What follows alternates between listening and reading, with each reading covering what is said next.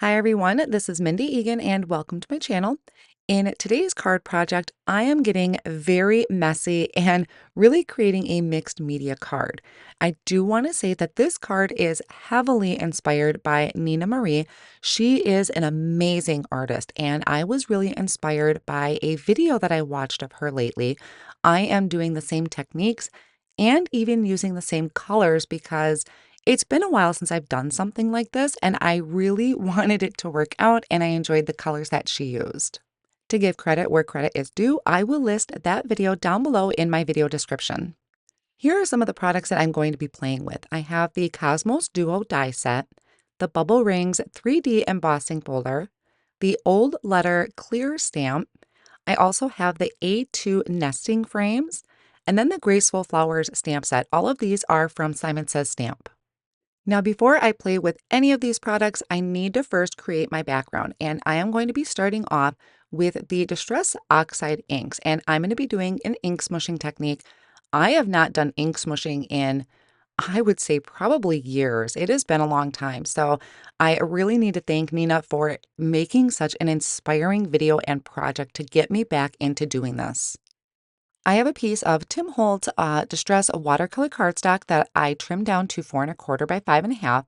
And to do my ink smushing, I am going to be using, this is just a stamp protector pocket that I use for my storing my stamps.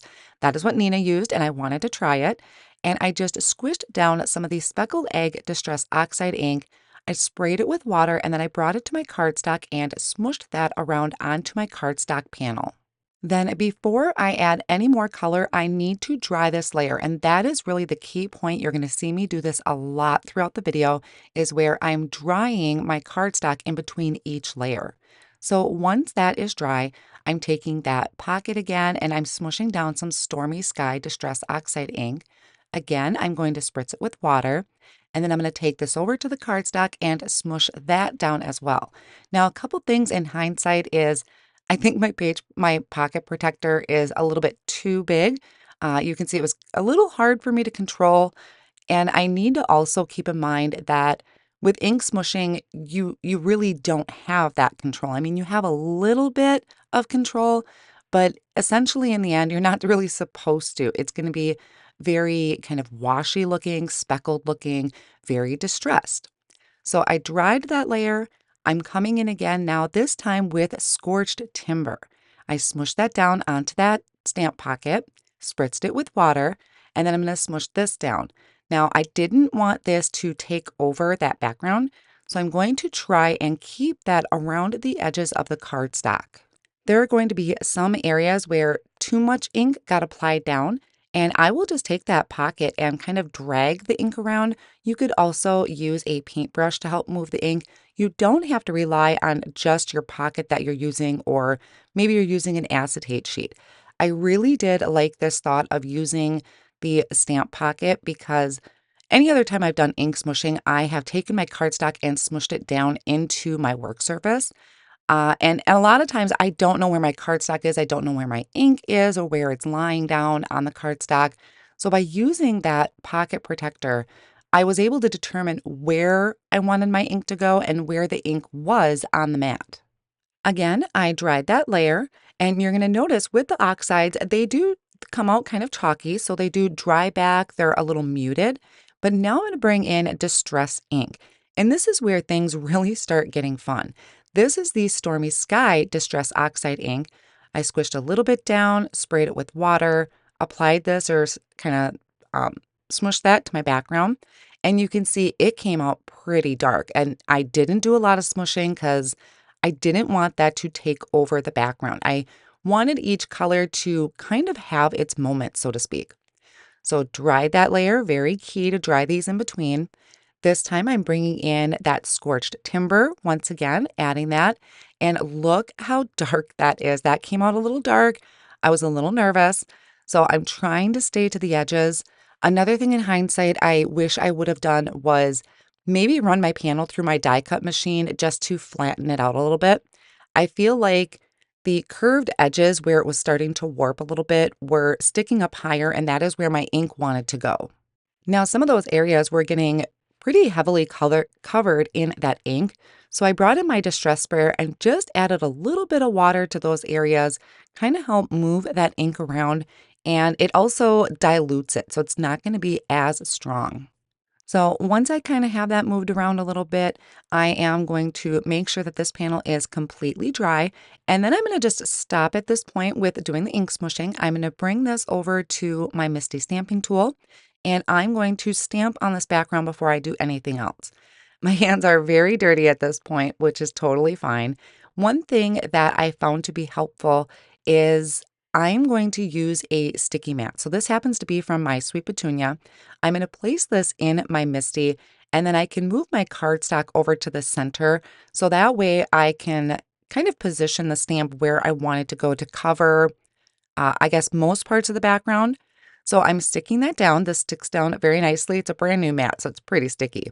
And I'm going to use the Old Letter stamp set. Now, this is a clear stamp set. I believe this is also available, I think it's the exact same thing, is available in a red rubber stamp. It's one of my favorites, but this is available in clear if you prefer clear. So I placed that over my panel. You can see where it's kind of going off of each of the edges, which is what I wanted. Now to stamp on this, I'm going to be using Archival ink.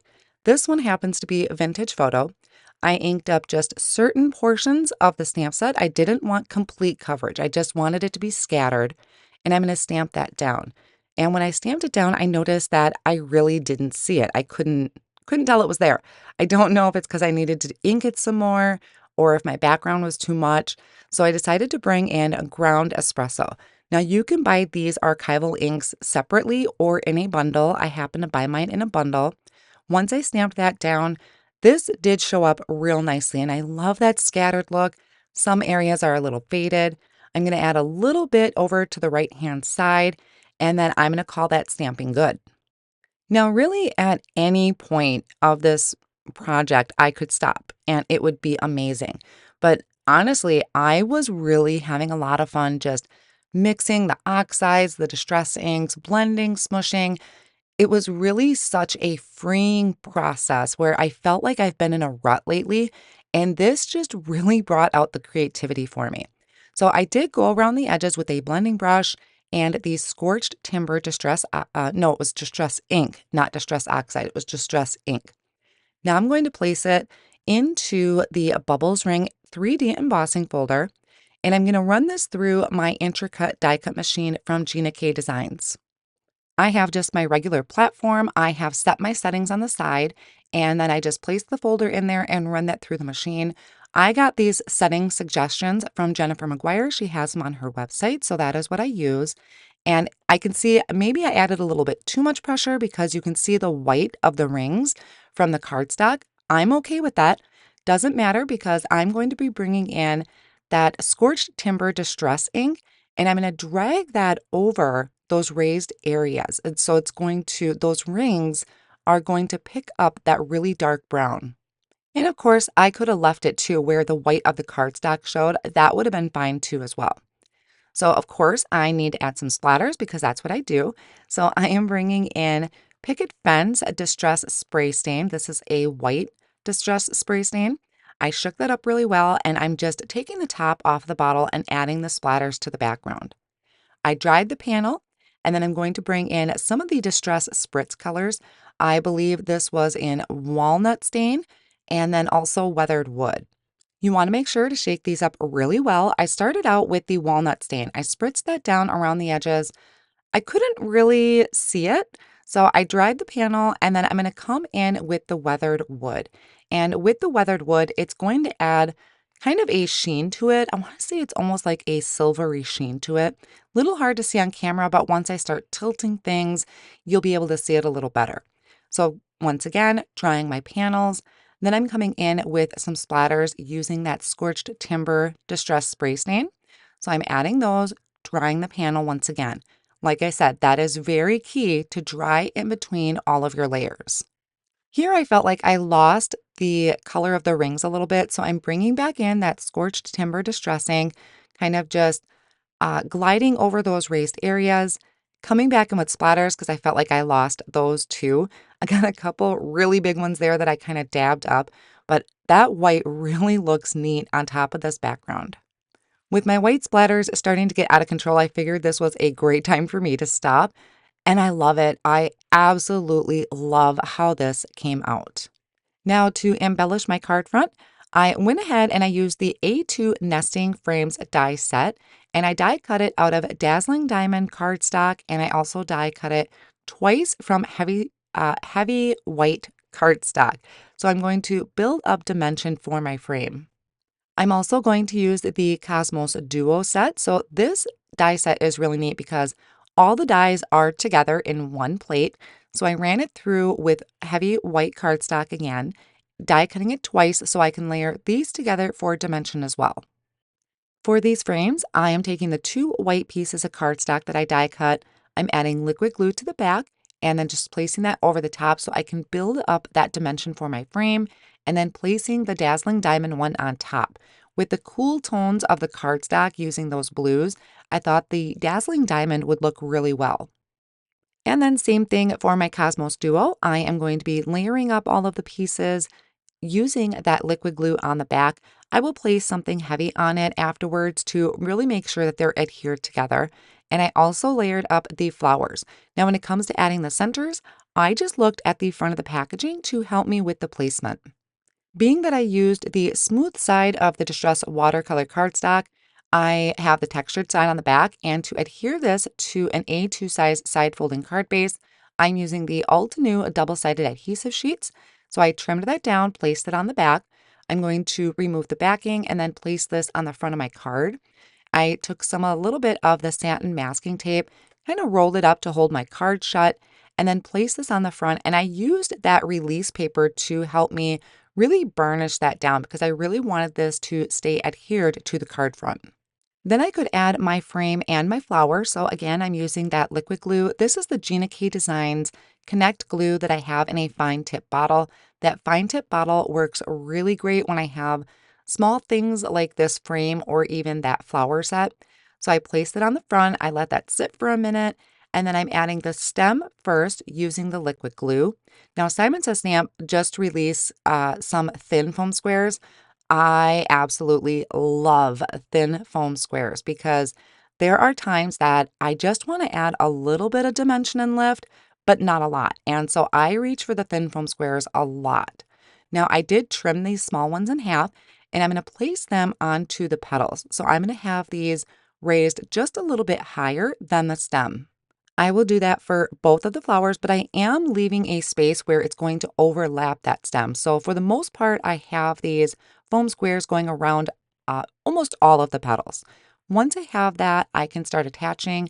I do start with the smaller flower first. I kind of tilt it. Again, I'm using the packaging as a guide to know which direction or I guess which way was up and down when it came to the flowers. So I have the small one down, and then I can come in with that larger one and place that over the top. Then I can work on my sentiment. So for that, I'm going to be using a sentiment off of the Graceful Flowers.